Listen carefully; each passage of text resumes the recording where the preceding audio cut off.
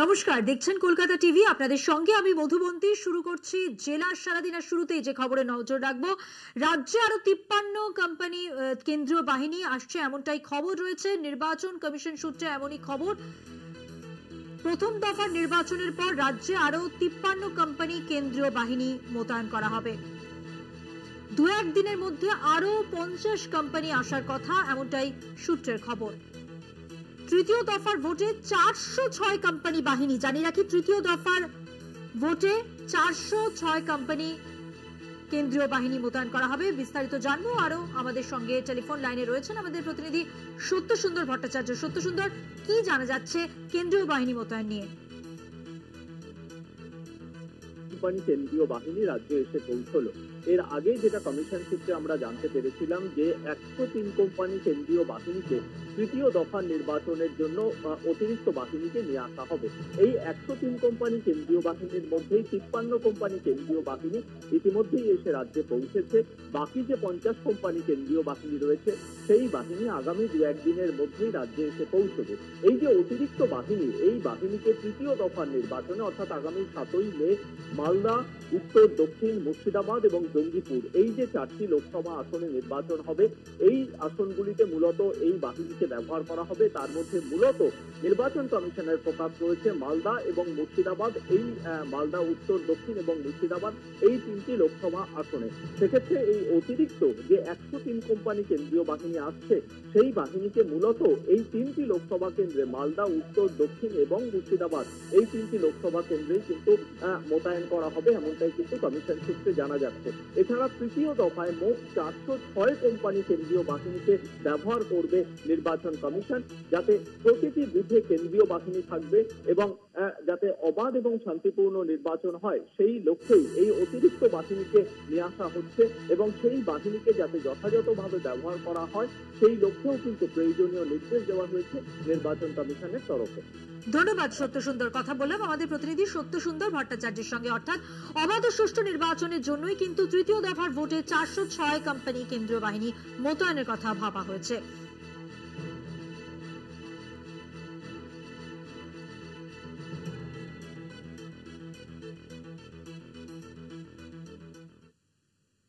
চোখ রাখবো পরের খবরে। কলকাতা টিভির খবরের জের অবশেষে বকেয়া টাকার মীমাংসা হলো ওয়েস্ট বেঙ্গল পেট্রোল ডিলার্স অ্যাসোসিয়েশনের। কমিশনকে দেওয়া চিঠির শর্ত অনুযায়ী ভোটে ব্যবহার করা গাড়ির তেলের প্রয়োজন অনুযায়ী 75% অগ্রিম জমা করতে হবে, আর সেই শর্তেই এবার রাজি হলো কমিশন। আর এর ফলে নির্বাচনে ব্যবহৃত গাড়ির তেলের সমস্যা হবে না বলেই জানালেন পেট্রোলিয়াম ডিলার অ্যাসোসিয়েশনের ওয়ার্কিং প্রেসিডেন্ট প্রসেনজিৎ সেন। প্রতিবারই ভোটের কাজের জন্য প্রচুর সংখ্যক সরকারি এবং বেসরকারি গাড়ি ব্যবহার করা হয়ে থাকে। এর জন্য পেট্রোল পাম্পগুলি থেকে তেল বা লুব্রিক্যান্ট কিনে থাকে রাজ্য সরকার। গত বিধানসভা নির্বাচন এবং পঞ্চায়েত নির্বাচনের কাজেও ব্যবহৃত গাড়ির জন্য পেট্রোল পাম্পগুলি থেকে জ্বালানি কিনেছিল রাজ্য। তাই চলতি নির্বাচনের জন্য ইতিমধ্যেই পেট্রোল পাম্পগুলিকে বার্তা দিয়েছে রাজ্য। আমাদের কাছে অলরেডি ফান্ড এসে গেছে, আর একটা ফান্ড আমরা চেয়েছি। পেট্রোল ডিজেলের টাকা যেটা বাকি থেকেছে সেটা খুবই দুঃখজনক ব্যাপার, এটা ভবিষ্যতে থাকবে না এবং যেটা বাকি আছে সেটা আমরা যত তাড়াতাড়ি সম্ভব ক্লিয়ার করে দেব।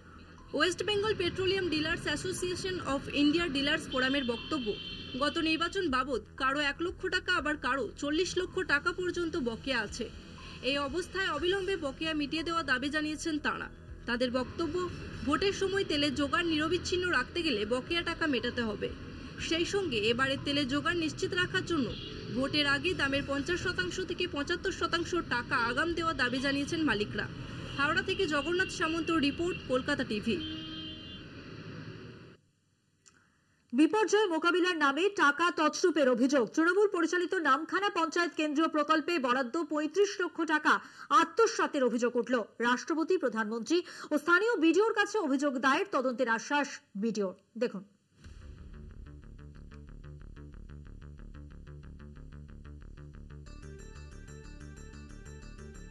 নামখানা কেন্দ্রীয় প্রকল্পের অর্থ তছরূপের অভিযোগ উঠল তৃণমূল পরিচালিত পঞ্চায়েতের বিরুদ্ধে। 2020-21 সালে সুন্দরবনে আছড়ে পড়ে ঘূর্ণিঝড় ইয়াস। স্থানীয় এক বাসিন্দার অভিযোগ, সেই সময় নিয়ম বহির্ভূতভাবে কেন্দ্রের পঞ্চদশ অর্থ কমিশনের টাকা ইয়াস ঝড়ে বিপর্যয় মোকাবেলায় ব্যবহার করা হয়। পরবর্তী সময় নকল বিল ও ভাউচার তৈরি করে প্রায় 35 লক্ষ টাকা আত্মসাৎ করেন তৎকালীন পঞ্চায়েত প্রধান।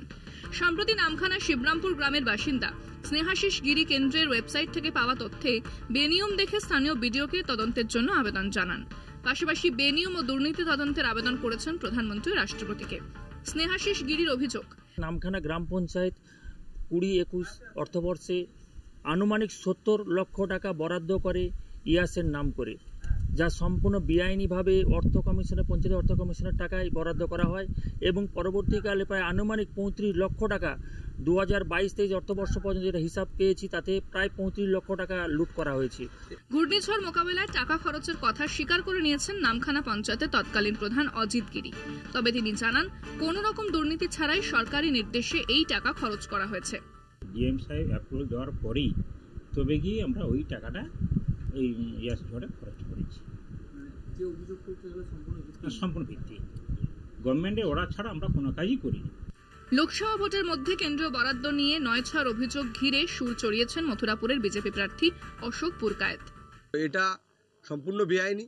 আমরা যেমন আমাদের পঞ্চায়েত প্রধান যেমন ওই বাপি হালদারের স্ত্রীর নামে অভিযোগ করেছে, এক্ষেত্রে সাধারণ মানুষ তারা প্রধানমন্ত্রীর দপ্তরে, স্বরাষ্ট্রমন্ত্রীর দপ্তরে তারা এই নিয়ে অভিযোগ করেছে এবং এটাও যাতে সঠিক বিচার পায় এটা আমরা দেখব এবং আমরা সম্পূর্ণভাবে এই দুর্নীতির বিরুদ্ধে লড়ছি। অভিযোগের প্রেক্ষিতে তদন্ত হবে বলে জানিয়েছেন নামখানার বিডিও অমিত সাহু। এই নিয়ে এখন তো লিখিত কমপ্লেন আমি কিছু পাইনি, তবে 15 ফিন্যান্সের নির্দিষ্ট গাইডলাইন্স আছে এবং 15 ফিন্যান্সে কাজ করতে গেলে অ্যাকশন প্ল্যানের মধ্যে থেকেই কাজ করতে হয়। তো কি কাজ, কি ভাউচার দিয়েছে, কোন কাজ হয়েছে, সেটা অ্যাকশন প্ল্যান ছিল কি ছিল না, সেই জিনিসগুলো না দেখলে তো বলা যাবে না। ভোট আবহে তদন্ত কোন পথে এগোয় তার সময় বলবে। নামখানা থেকে কোয়েল মন্ডল, কলকাতা টিভি।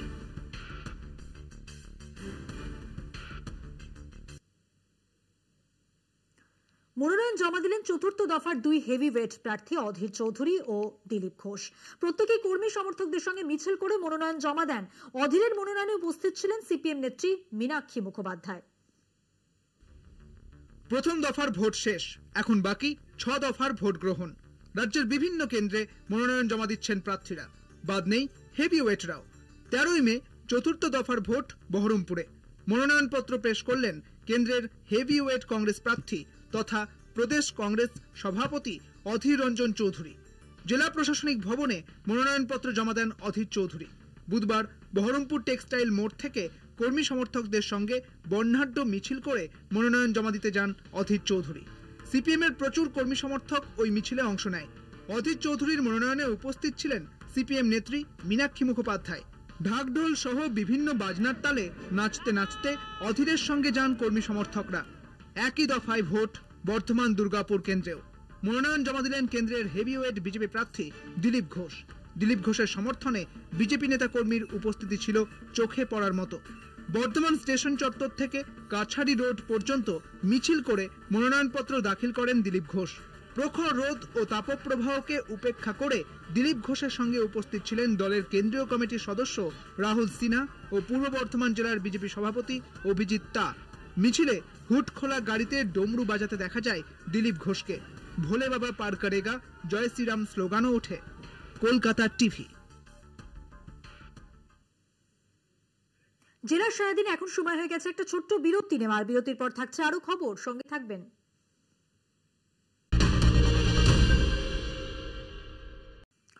ফিরে এলাম বিরতির পর। এবার যে খবরে নজর রাখবো, সরকারের উন্নয়নমূলক প্রকল্পের লিফলেট প্রকাশ হয়েছে। জনমুখী প্রকল্প সহ মেদিনীপুর ও ঝাড়গ্রাম লোকসভার তৃণমূল প্রার্থীদের ছবি সম্বলিত লিফলেট প্রকাশ করা হলো। লিফলেট প্রকাশে শাসক বিরোধী তরজা শুরু হয়েছে। এবার দেখুন। এবার লোকসভা নির্বাচনে তৃণমূলের হাতিয়ার 13 বছরের উন্নয়নমূলক কাজের খতিয়ান তুলে ধরা। সাধারণ মানুষের কাছে উন্নয়নমূলক কাজ পৌঁছে দিতে প্রকল্পগুলির লিফলেট প্রকাশ করা হয়। মেদিনীপুর শহরে জেলা তৃণমূল এবং জেলা যুব তৃণমূল নেতৃত্বের উপস্থিতিতে জনমুখী প্রকল্প সহ মেদিনীপুর ও ঝাড়গ্রাম লোকসভার তৃণমূল প্রার্থীদের ছবি সম্বলিত লিফলেট প্রকাশ করা হলো। একই সঙ্গে বিজেপি সাধারণ মানুষের জন্য কি করেছে তারও উদাহরণ তুলে ধরে কটাক্ষ তৃণমূলের। দিলীপ ঘোষের ঘাঁটি বলে পশ্চিম মেদিনীপুর জেলাতে কিছু নেই। সারা পশ্চিমবাংলায় যদি কারো ঘাঁটি থাকে সেটা তৃণমূল কংগ্রেসের ঘাঁটি আছে। আর দিলীপ ঘোষের যদি ঘাঁটি থাকতো তাহলে দিলীপ ঘোষকে দল এখান থেকে সরিয়ে দিল কেন, অন্য কোথাও ক্যান্ডিডেট করলো কেন? যে আমরা মানুষের কাছে গিয়ে বলতে পারি যে আমাদের মুখ্যমন্ত্রী সাধারণ মানুষের জন্য এই উন্নয়ন করেছেন, এই প্রকল্প করেছেন। দুঃখের বিষয় অন্যান্য যে রাজনৈতিক দলগুলো আমাদের রাজ্যে রাজনৈতিকভাবে লড়াই অবতীর্ণ হয়েছে, তাদের কাছে, মানুষের কাছে গিয়ে বাস্তব কি তারা বলতে চাইছে, কি তাদের বলার আছে, কিচ্ছু নেই। শিক্ষকদের চাকরি বাতিলকে হাতিয়ার করে কটাক্ষ বিজেপির। তৃণমূল যে উন্নয়ন করেছে সে তো আমরা কালকে হাইকোর্টের রায় দেখতে পেলাম। 23,753 জন শিক্ষকের চাকরি বাতিল হলো, গো শিক্ষক। ঠিক আছে, তো দেখতে পাচ্ছি তো উন্নয়ন, কি দারুণ উন্নয়ন।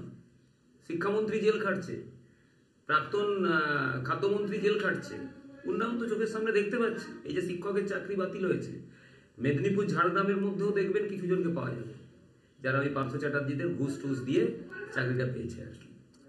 আর আমরা কি উন্নয়ন করেছি তার রিপোর্ট কার্ড দিলীপ ঘোষ ঝুলিয়ে দিয়েছে। 25শে মে ভোট মেদিনীপুর ঝাড়গ্রামে। প্রার্থীদের ভাগ্য নির্ধারণ করবে সাধারণ মানুষ। উন্নয়নের নিরিখে মানুষ কাদের পাশে থাকবে তা বলবে সময়। মেদিনীপুর থেকে সঞ্জীব দাসের রিপোর্ট, কলকাতা টিভি। আলিমুদ্দিন স্ট্রিটের পর এবার ভোট চাইতে শশী পাঁজার বাড়িতে বিজেপি প্রার্থী তাপস রায়। প্রয়াত তৃণমূল নেতা অজিত পাঁজাকে শ্রদ্ধা জানাতে যান তিনি। শশী পাঁজার কাছে ভোট চাইতে এসেছেন বলে জানালেন বিজেপি প্রার্থী তাপস রায়। যদিও মন্ত্রী শশী পাঁজা জানিয়েছেন শ্রদ্ধা জানাতে এসেছিলেন, আমার সঙ্গে কোনো কথা হয়নি। আলিমুদ্দিন স্ট্রিটের পর এবার গিরিশ পার্কের ঠিকানায় পৌঁছে গেলেন উত্তর কলকাতার বিজেপি প্রার্থী তাপস রায়। সাত সকালে আচমকাই প্রাক্তন সহকর্মী শশী পাঁজার বাড়িতে হাজির হন বিজেপি প্রার্থী তাপস রায়। দেশ জুড়ে ভোটের মরশুম, বাংলাতেও চলছে জোর কদমে প্রচার। কয়েকদিন আগে বিমান বসুর বাড়িতে যান তাপস। এবার তাঁর রাজনৈতিক গুরু প্রয়াত অজিত পাঁজাকে শ্রদ্ধা জানাতে বুধবার শশী পাঁজার বাড়িতে যান তিনি। পাঁজা পরিবারের সদস্যদের সঙ্গেও কথা বলেন তাপস। শুধু শ্রদ্ধা জ্ঞাপন নয়, প্রার্থী হিসেবে ভোটও চান তিনি। এই বাড়িটা তো আমার কাছে মন্দির সমান। এই বাড়িতে 79 সাল থেকে আমার নাগারে যাতায়াত ছিল। জয়া বৌদির স্নেহ আদর এবং এবারে সকলেরই, তাই তাকে প্রণাম করতে এসেছিলাম। স্বর্গত অজিত পাঁজার আশীর্বাদ দিতে এসেছিলাম। এখানে দেখা হয়ে গেল ডক্টর শশী পাঁজার সঙ্গে। প্রাক্তন সহকর্মীকে স্বাগত জানান শশী পাঁজা। আচমকাই দেখি ভারতীয় জনতা পার্টির কলকাতা উত্তরের প্রার্থী শ্রী তাপস রায় এসছেন এবং আপনাদের সঙ্গে কথা বলছিলেন। তিনি তার শ্রদ্ধা জানালেন অজিত পাঁজাকে। এটা তো সত্যি যে অজিত পাঁজা তার রাজনৈতিক গুরু এবং তার শিক্ষা দীক্ষা ইত্যাদি সবটা তার শ্রদ্ধার জায়গায় আলাদা। অবশ্যই আমি যেহেতু এখানে বাসিন্দা, শ্যামপুকুর বিধানসভা কেন্দ্রের বাসিন্দা, কলকাতা উত্তর মধ্যে পড়ে, ভোটের আবেদন করবেন এটা প্রকাশ্যে তিনি বলেছেন এবং তিনি করেছেন। তিনি তার আবেদন রেখেছেন, আমিও নমস্কার জানিয়েছি। তাপসদা তো বাবার সঙ্গে রাজনীতি করেছেন, আমি তো তার অনেক পরে আসি এই চিত্রে, এই পিকচারে। তো বাবার সঙ্গে করেছেন এবং বাবাকে সে শ্রদ্ধা জানানোর জন্য তিনি এসেছেন আজকে। শশী পাঁজার বাড়িতে ভোটের প্রচারে এসে রাজনৈতিক বক্তব্য থেকে বিরত থাকলেন না তাপস। আমার কাজটাই তো এখন 15 লক্ষর ওপর যে মানুষ, দুজন ছাড়া সকলের কাছে ভোট ভিক্ষা করা।